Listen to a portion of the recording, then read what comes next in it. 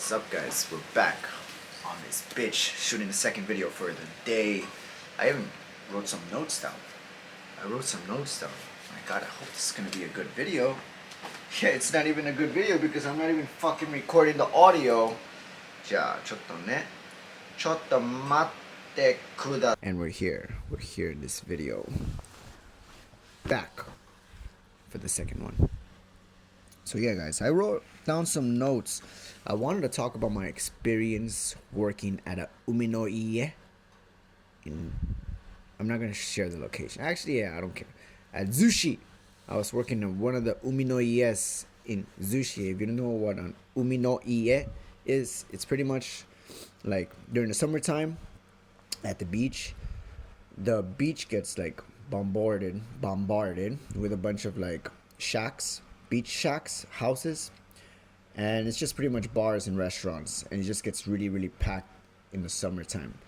But I ended up getting a job at one of these little beach houses, and it was the first time that this beach house appeared. Usually it's all the same houses that come year after year, but the one I worked at was their first time doing their opening ceremony thing, so I was part of that. And yeah, it was like a interesting experience. I want to share how I got the job first. So pretty much before the season started, maybe like around springtime, I already knew that these houses appeared every single year in the summer. So I was meeting up some friends at the beach prior to this. I know that I was interested in doing like some of the construction work, like building the uminoies, because they go up and then at the end of the season they come down. So it's like it's a cycle that happens every single year. So I was meeting some of my friends one of these days before they opened up, and I saw the construction work already. Like everybody had their like the construction wood, whatever. Like people were getting ready to build. And so I saw like this couple just like buy one of these piles of wood, and I just kind of like asked them. I just went up to them. I was like, "Yo, do you guys have any work in construction coming up? Are you like a manager of one of these like beach houses? Can I get in?" And we had a short conversation, and yeah, I mean, I got hired to do like some construction, and yeah, it was just easy as that. I was just like approaching some random person, that had a connection, and yeah, I just ended up working at like doing a construction part. Like for the first month I was doing like maybe like just work on the weekends and just like building some stuff. And it was interesting. I wanted to do it in Japanese, which was the most interesting part, because I was working with Japanese people and they didn't know how to communicate in English. So it was a good opportunity to learn, to exercise my abilities, not just construction but in Japanese. I did some construction work before, like this, like maybe like 3 years ago, but I'm not like really good. I just kind of like I wanted a new experience, and so doing it in Japanese was really fun. And so yeah, so these houses got built, and maybe a month later, the guy that I talked to firsthand, he asked me if I wanted to be like part of the project and just like work inside the uminoie as a person that just like does kyakuhiki, which is just getting people, like standing outside of the bar and just getting people to come inside. So it was just doing that. He initially hired me so I can pick up like foreign customers, because nobody in the staff knew how to speak English, and I was the only one.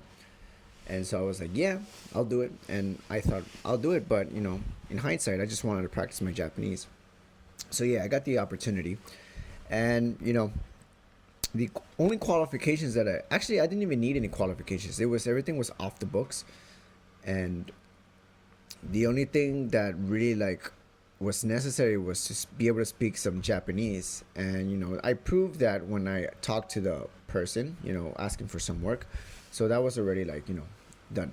And I had like other like a lot of work going on during that time. So like during the weekdays I would like be teaching English, and on the weekends I would be like going to this beach house, and I had like this other side project that I was working on as well.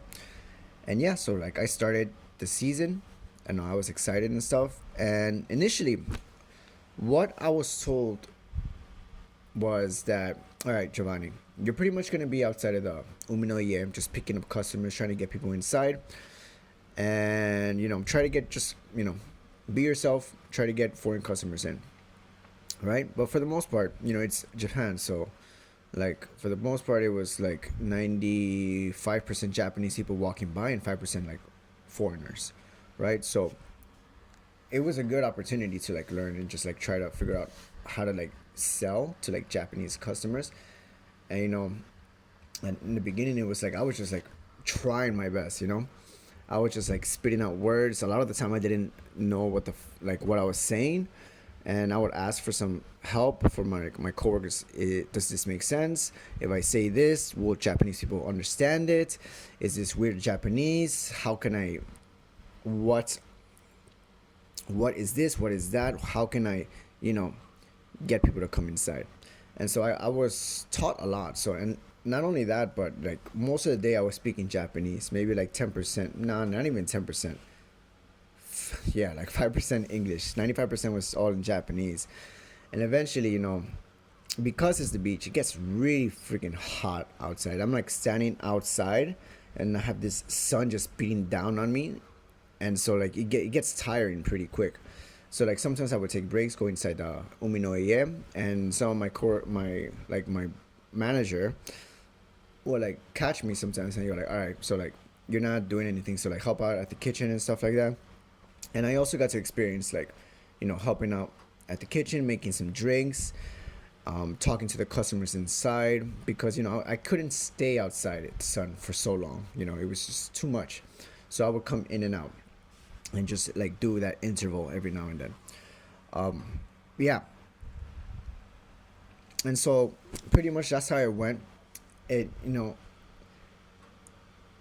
like during the time I was doing it, I realized that there was like not every single day was the same. Sometimes I would even sit down with like the guests and stuff and just kind of like chill with them, talk, and they would like buy me drinks sometimes. So like in a sense, I was kind of like this host. I don't know if you know what a host is. It's in Japan. It's pretty much a person that kind of just like gets people, just like chills with them and tries to get them to buy drinks. And so I would be doing that every now and then, not every single day, but like sometimes I would be doing that and just like talking. Most of the time it was all in Japanese and stuff, but it was really exciting because I got to like experience that host experience type of thing. Host experience. Just practicing Japanese all day long. And yeah, and then sooner or later, it was cool at first, but I did have like a bad experience as well. Because initially my boss told me that I was gonna work from X o'clock to X o'clock, and I would have like a 1 hour break in between. But that wasn't really the case, you know. Especially when this long Obon holiday came in Japan, and I was like for the whole week it was just slammed with people every single day. And I realized that I was coming in at a specific time. I wouldn't have any break whatsoever. I mean, I don't need the break, but this is what I was told. I was gonna get one break, but I didn't get that. And then I ended up leaving like around an hour over from what I was said. From what I was told.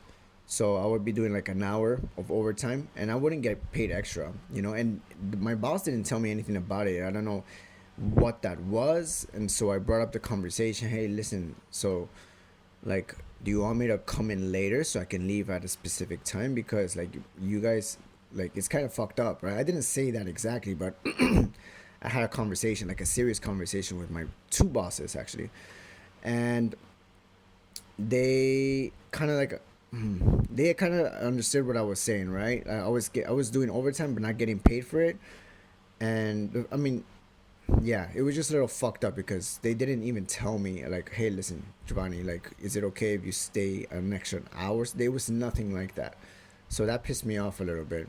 So I brought up the topic, and all right, we set ourselves in good terms that I was gonna leave at X o'clock, and even after that, I still stayed for like an extra half an hour. I kind of get it. It's like Japanese overtime bullshit type shit, but yeah. But even after that, they were just being a little. I don't know what it was, man. They were like they changed a little bit, and they started speaking to me a little bit more like like being a lot more strict and stuff, you know. And I didn't like that towards the end. It left a bad taste in my mouth, to be honest. But you know, inside my head, I came home. Sometimes I was frustrated, but I came home and I'm like, yo, chill. It's only seasonal work. You're still learning. You have an opportunity to practice your Japanese while getting paid for it. You're still experiencing something that a lot of people don't get to experience, especially like foreigners, just working at the beach and just like, you know, shooting the shit. But yeah, I mean, there was something that I didn't like about that experience. It was just like this mis. It was not miscommunication. It was just like not communicating well from the from the manager's point, from the manager's side, right? Um, yeah. But anyways, I kept a good face and I stayed towards the end. I still try to do the best that I can, but I knew that my work was affected because I was being a little bit like petty or like a little bit. I felt a little unsettled, so I know like when I was trying to like pick up some of the customers in my shift, there was like this. There was like, I don't know. I guess I just didn't believe, or I didn't. I was not liking the gig so much anymore during this time, right? I felt like I could have been treated a little bit better, and I realized, I learned some lessons from that. If I ever have like a company or whatever, that I have to take care of my employees, because if I don't take care of my employees, it's gonna bite my business in the ass sooner or later. Just as it happened with this. I felt like I could have done a way better job if I was treated a little bit better, because I would have like a better respect for the company. I would really want the best for it. And if that's not the case, there's always something that might hold me back from doing the best of my abilities. And if it's something like, this thing between me and the company that just like doesn't align, I don't know how to explain it too perfectly. I have to think about it a little bit more. Anyways, aside from that, I would say it was a lot of fun. It was a lot of hard work, to be honest. The language barrier was a little bit frustrating sometimes because I didn't understand what they were talking about, my coworkers were talking about. But I saw a lot of cool things. I saw like during the night there was like fireworks all the time. Like during the day, it was a lot of interesting things going on. I met a lot of interesting people. I saw like people just like getting drunk and just like doing sumo at the beach and stuff. It was a vibe, definitely a vibe. I love Zushi Beach so much, and it's like a really good place. I recommend it if you're like traveling during the summer to go to Zushi Beach. It's totally a vibe. Yeah, and I would say that the biggest thing that I learned from doing this is actually like in the when I was receiving the work in the first place. I realized that if you get out of your comfort zone, if you practice, if you put in the hours, for in my case, it was just like, speaking and learning Japanese, because I put in the hours and like, time to like learn the language and stuff, and like really also put in the practice of just like talking to strangers and like try to get out of my comfort shell, my comfort zone, that, just connecting with others in the street and stuff, and just like, talking Japanese, it goes a long way, because I got an opportunity to work, two opportunities to work: the construction thing and the uminoie, the kyakuhiki.